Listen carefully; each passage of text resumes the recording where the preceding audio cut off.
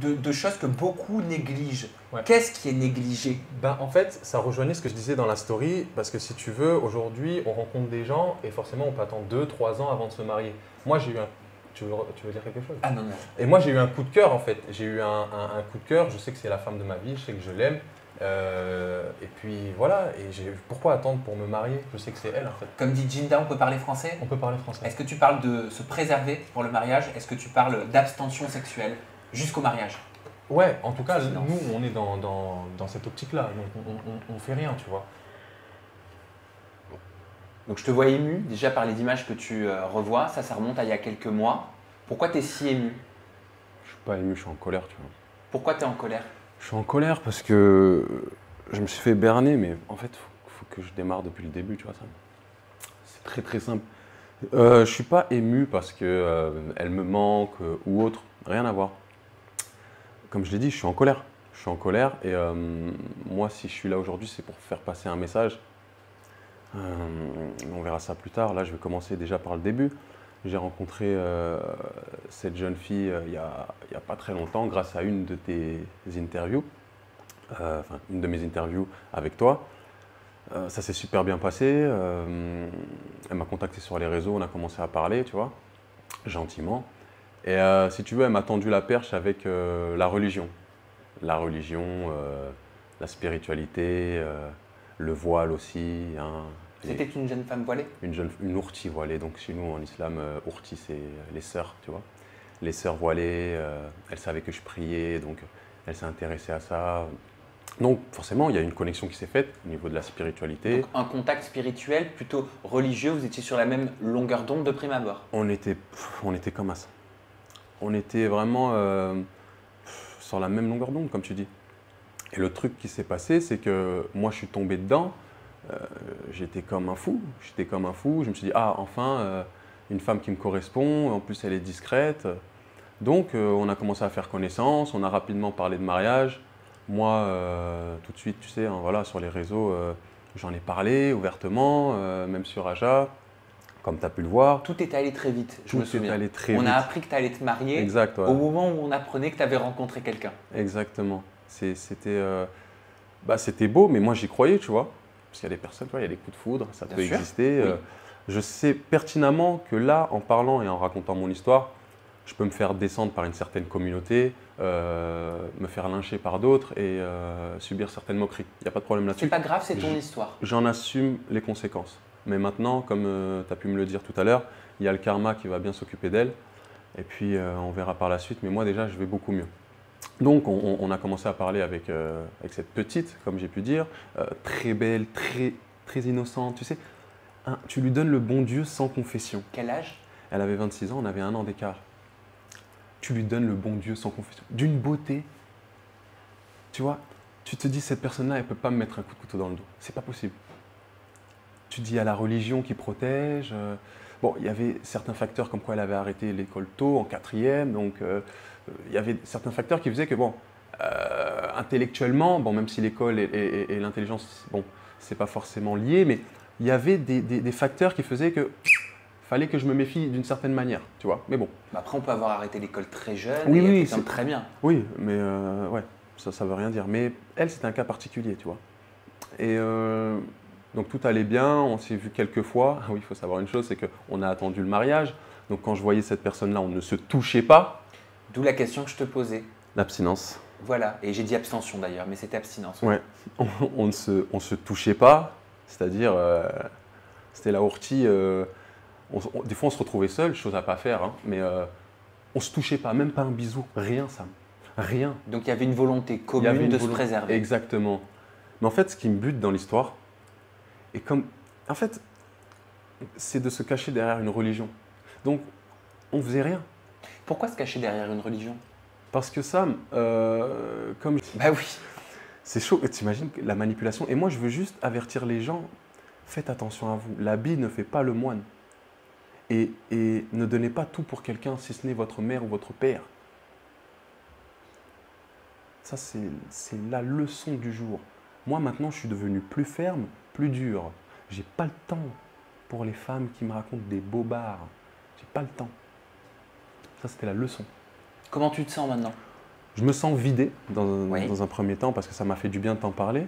Parce que très peu de personnes le savent, ça. Par mon cercle restreint. Même dans ton cercle. Même ma cousine Mimi, elle ne le Ta savait pas. cousine qui est en train de nous regarder. Bisous Mimi. Mimi Cab.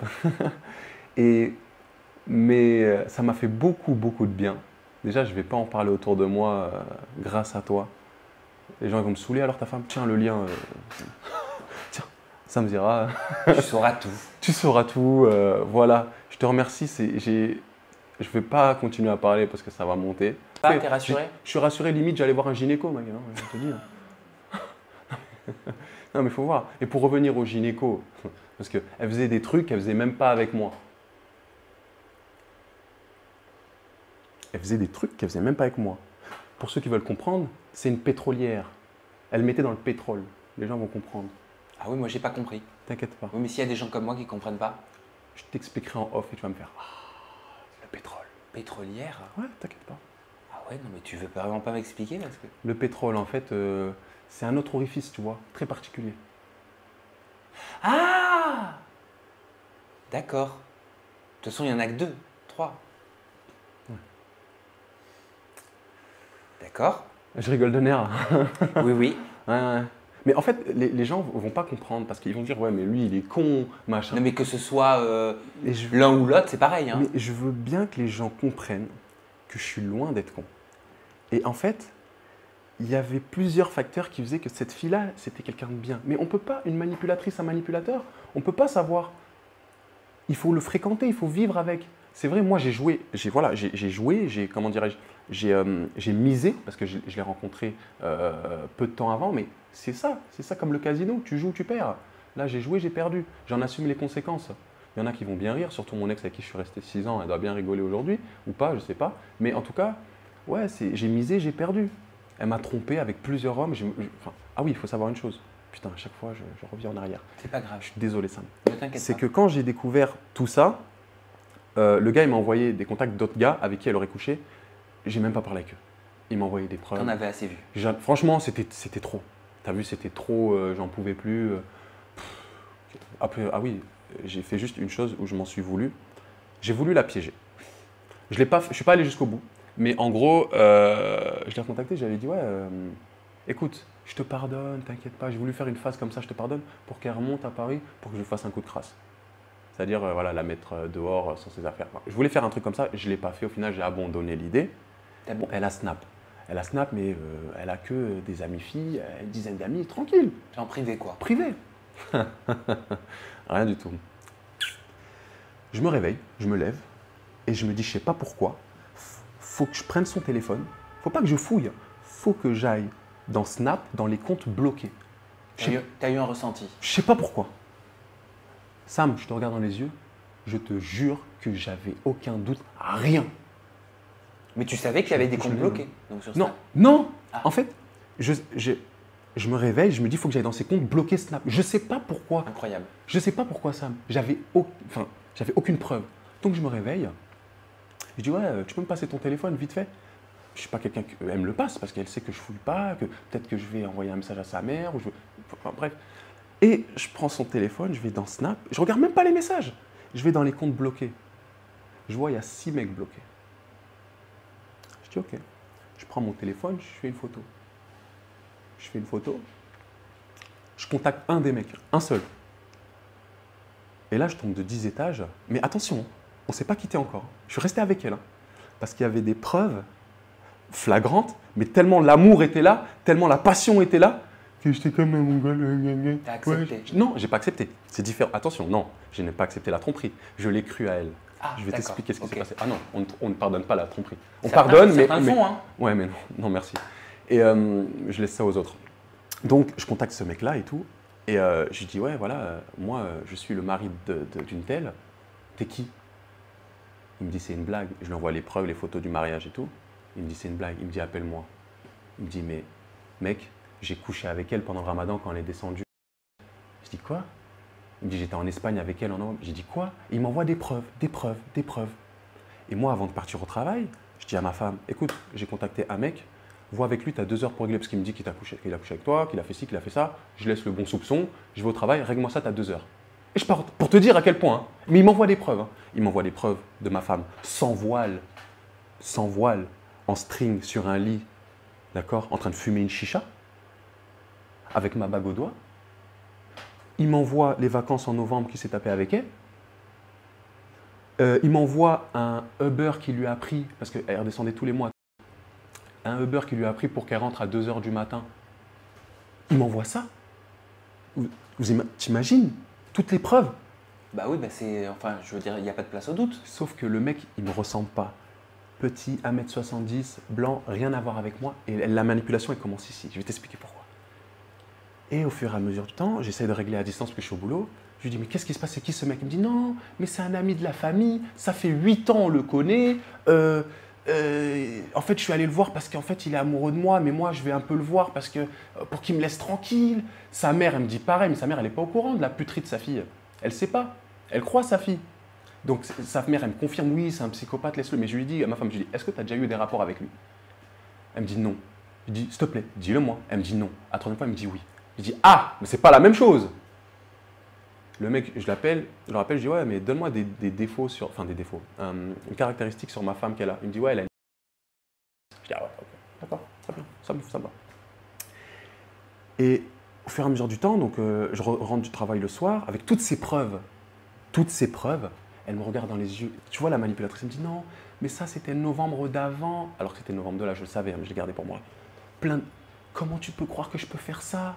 Comment tu peux croire que je peux faire ça et pleurer? Regarde-le à côté de toi. Mais c'est juste un mec qui me saoule tellement. Vraiment, c'est parce que le gars, il a une fille aussi.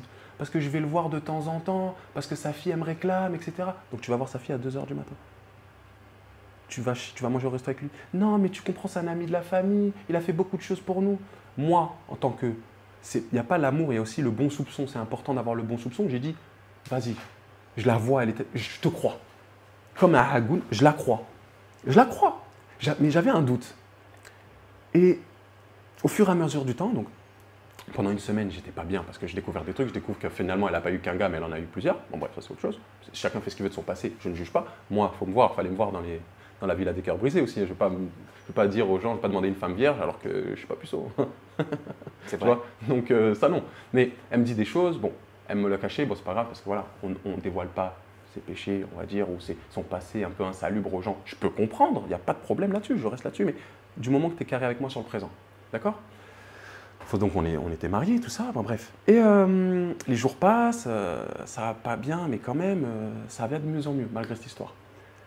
Et tous les 2-3 jours, Sam, mais là, ce que je t'ai raconté avec le gars, c'est 1/10 de l'histoire. C'est 1/10. Trouver quelque chose de sentir la patate venir, tu vois? Donc voilà, je fais une demande en mariage de fou malade, hein, tout le monde l'a vu, incroyable, j'étais tellement investi et donc je me pose avec cette personne-là. On est en couple à ce moment-là. On ne couche pas ensemble, désolé du terme, mais on est ensemble. C'était en février que j'ai fait ma demande. Mémorise bien cette date, en février. Donc en février, je lui fais ma demande. En mars, on fait la khotba, donc le mariage, le halal, religieux. Dieu merci, je n'ai pas fait la mairie, on allait le faire l'année prochaine. Ça ne s'est pas fait, d'accord? J'ai voulu avoir des enfants aussi avec elle fin 2023. Ça ne s'est pas fait. Tant mieux aussi. Et donc on se marie, tout se passe super bien. Je prends mon petit camion, je vais chercher toutes ces affaires à Toulouse, dans le sud de la France. On monte à Paris, parce que moi je viens d'emménager sur Paris.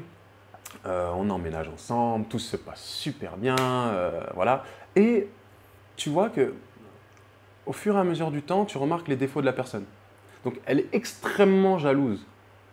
Elle est extrêmement jalouse, mais bon. Jalouse maladif? Maladif. Elle me l'avait déjà dit, tu vois. Mais je ne pressentais pas quelque chose parce que j'aime la jalousie. Comme je l'ai dit dans une de nos interviews, j'aime qu'on fouille dans mon téléphone. J'aime bien. Moi, j'aime pas fouiller. Mais là, ça se manifestait comment? Tu as un exemple pour qu'on puisse mesurer le degré? Bien sûr. Donc, je travaille. Et ça, c'est. En fait, tu vois la manipulation des gens. Le degré de manipulation. En fait, il faut vraiment avoir vécu avec une manipulatrice pour comprendre à quel point c'est fort. À quel point tu vas chercher tous les bons soupçons possibles, même quand il y a les preuves en face de ta gueule. Tu vois? Et moi, je me suis fait avoir par sa beauté, par la religion, le fait que quand je rentrais à la maison, elle lisait « Femme promise au paradis », fallait me voir. J'étais bu. J'étais « Ah, mais ça, c'est incroyable comme femme ». Je rentrais à la maison, Sam, elle lisait « Femme promise au paradis ». Quel paradis? Quel paradis? Qu'est-ce que tu me racontes? On continue. Donc, il se passe ce qui se passe, on est comme ça, mais elle est très jalouse voilà, par rapport à la salle de sport. Donc, je travaille dans une salle de sport et donc je rencontre beaucoup de femmes. Je travaille en tant que commercial et coach, donc je suis en contact avec énormément de personnes. Et il faut savoir que le bonjour, ça va à une femme, c'est de trop. Le ça va, il est de trop. Mais c'est mon métier.